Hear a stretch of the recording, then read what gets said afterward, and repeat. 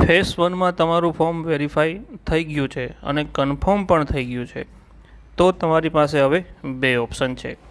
તમને મળેલું admission final છે અથવા એડમિશન કન્ફર્મ કરાવેલ છે, પણ હવે તમારે કોલેજની ચોઈસ બદલાવી છે તો એડિટ કરવું પડશે. હવે તમે જો એડિટ નથી કરાવતા તો હવે તમારે આગળ કંઈ કરવાની જરૂર નથી. તો તમને એડમિશન રાઉન્ડ 5માં પણ ઓફર હવે આવશે નહીં. જો તમે એડિટ નહીં કરો તો હવે એડિટ કરશો તો શું થશે?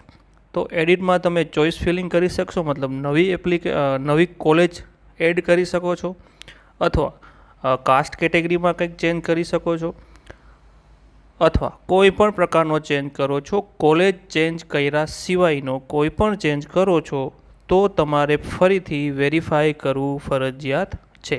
એ વેરીફાઈ તમે 13 જૂનથી 16 જૂન સુધી કરાવી શકશો.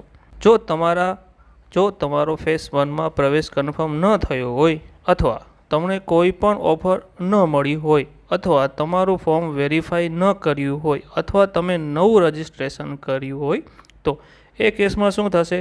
જો તમને ફેઝ 1ના રાઉન્ડ 4 સુધી કોઈ ઓફર મળી ન હોય, તો જો તમે મેરિટમાં હશો, તમને રાઉન્ડ 5 કે ત્યારબાદના રાઉન્ડમાં ઓફર મળી શકશે. ચોઈસ પ્રોફાઇલ અથવા ફોર્મમાં ફેરફાર કરી શકાય છે ક્યારથી? 13 જૂનથી 15 જૂનની વચ્ચે. ફેરફાર કર્યા પછી કોલેજ પસંદગી સિવાય તમારું ફોર્મ ફરીથી વેરીફાઈ કરાવવું ફરજિયાત છે. એ વેરિફિકેશન 13થી 15 જૂન સુધી ચાલશે.